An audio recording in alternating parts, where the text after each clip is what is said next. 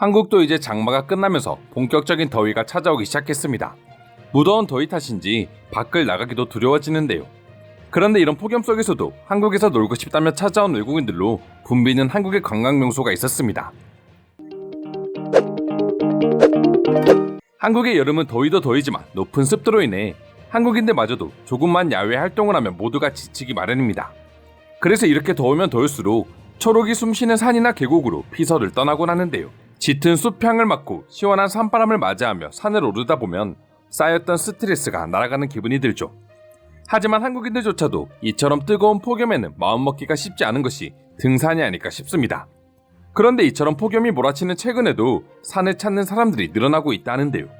충격적인 건 그 주인공이 한국인들이 아닌 외국인들이라는 점이었습니다. 실제로 걷기만 해도 온몸이 땀에 젖는 날씨에 산을 오르기 위해 모이던 외국인들의 모습을 쉽게 찾아볼 수 있었는데요. 내막을 살펴보니 이 외국인들은 이번에 운영되는 서울 도심 등산 관광센터를 통해 북한산을 오르는 외국인들이었습니다. 지난 6월 서울관광재단에서는 서울 도심 등산 관광센터를 시범적으로 운영하는 정책을 펼쳤습니다. 재단이 이 같은 결정을 내린 데에는 이유가 있었는데요.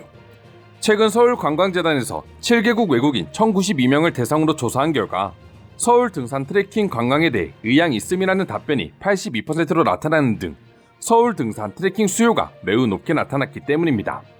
재단에서 이러한 수요를 즉각적으로 대응하기 위해 만든 공간이 바로 서울 도심 등산 관광센터인 것이죠.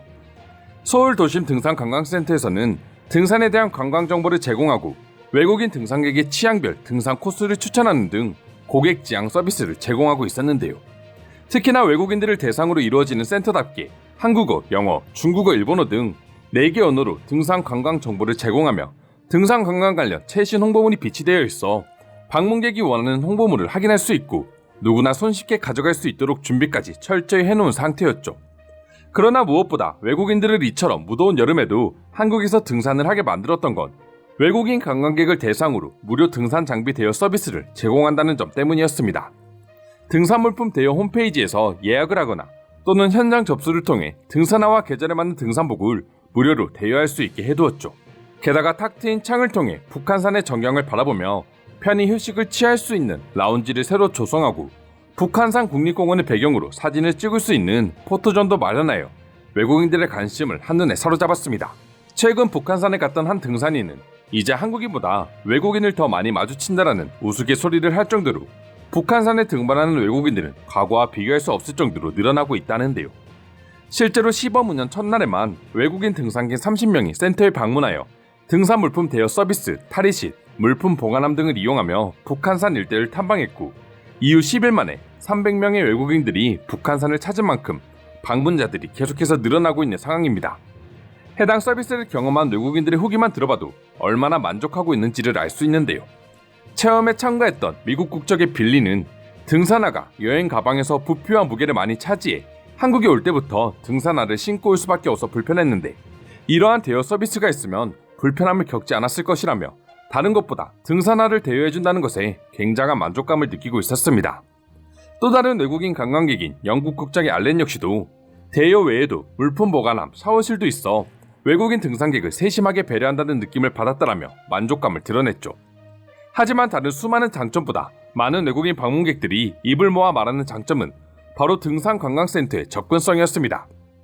북한산에 위치해 있기에 버스나 지하철을 타고 바로 목적지에 도착할 수 있었기 때문이었죠. 서울관광재단은 북한산 국립공원뿐만 아니라 청와대 개방에 따른 북악산, 인왕산 등 서울의 다양한 산 자원을 활용한 코스 및 콘텐츠 개발을 통해 계속해서 서비스를 늘려갈 예정이라고 밝혔는데요. 물론 이처럼 한국에서 여러가지 관광 코스를 준비해 선보이고 있기 때문에 외국인들이 찾아오는 것도 맞지만 한국의 산 자체의 매력이 없었다면 애초에 이런 센터들이 생겨나지는 않았을 것입니다. 서울 시내를 훤히 들여다볼 수 있는 접근성이 좋은 산들과 지치고 힘들 때 물을 건네주는 친절한 한국인들, 그대로 바로 마셔도 걱정 없는 맑은 물이 흐르는 약수터 등 한국이니까 가능한 다양한 산의 매력에 외국인들이 그야말로 중독되고 있는 것이죠. 그리고 등산 후 바로 서울이라는 완벽한 도심까지 한 번에 즐길 수 있으니 외국인 여행객들에게 이만한 관광지는 없는 것입니다. 해외 커뮤니티에도 무더운 여름날까지 한국에서 등산을 즐기고 있는 외국인들을 보며 걱정의 시선으로 바라보는 것이 아니라 오히려 깊은 공감을 하며 함께하고 싶다는 반응들을 보여주고 있었는데요. 그럼 지금부터 한국의 여름 등산을 보고 외국인들은 어떤 반응들을 보여주고 있는지 더욱 자세히 알아보도록 하겠습니다. 등산복이며 등산하며 모두 다 빌려주다니 나 같아도 가고 싶을 것 같은데, 그냥 서울을 여행 왔다가 대중교통을 타고 부담없이 즐길 수 있으니 말이야. 자연을 좋아하는 사람들이라면 무조건 혹할 것 같아. 한국의 여름은 살인적인 더위를 자랑하는데 그걸 이겨내고 등산이라니. 한국의 산이 얼마나 좋길래 저렇게까지 하는 거야. 난 솔직히 자신은 없어. 한국의 산이 훌륭한 것도 맞지만 접근성이 뛰어나서가 아닐까 싶어요. 여행 도중에 이것저것 체험을 하고 싶은 여행객들은 등산을 하러 갈 생각이 없다가도 눈앞에 산이 있는 걸 보면 오를 수밖에 없거든요. 생각보다 울퉁한 숲속을 오르다 보면 그렇게 덥지도 않아. 계곡을 만나 발이라도 담근다면 한국의 여름이 행복하게 느껴질걸. 서울에 거주 중인데 진짜 한국에서 산을 타는 외국인들이 많아진 것 같다. 요즘엔 한국인들보다 외국인들을 더 많이 만나는 것 같다니까. 뭔가 나만 알던 산을 빼앗긴 기분이 들 정도야. 저렇게 무더위에 등산할 정도면 열정이 대단하네요. 저도 한국에 갔을 때마다 등산을 꼭 했었는데 여름엔 도저히 엄두가 나질 않았는데 말입니다.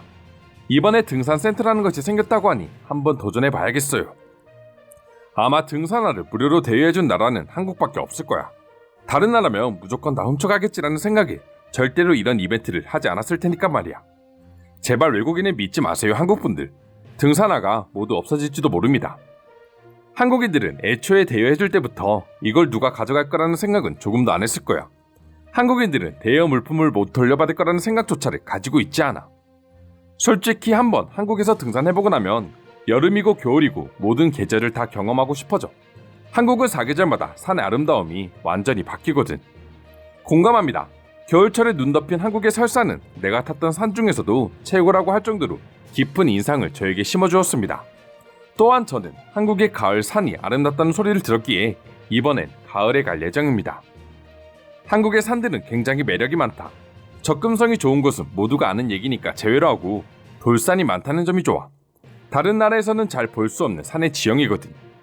대신에 한국에서 산을 탈 때 주의해야 할 점은 길이가 짧다고 최단 코스로 가게 되면 엄청 험준하고 돌이 많은 어려운 지형의 산을 만날 수 있습니다. 그런 산을 좋아하는 사람들에게만 추천해요. 처음에 한국 사람들이 등산화에 스틱까지 갖추고 가는 모습을 보고 너무 과한 것이 아닌가 생각했는데 직접 산을 올라보고 깨달았습니다. 그것들이 왜 필요했는지 말입니다.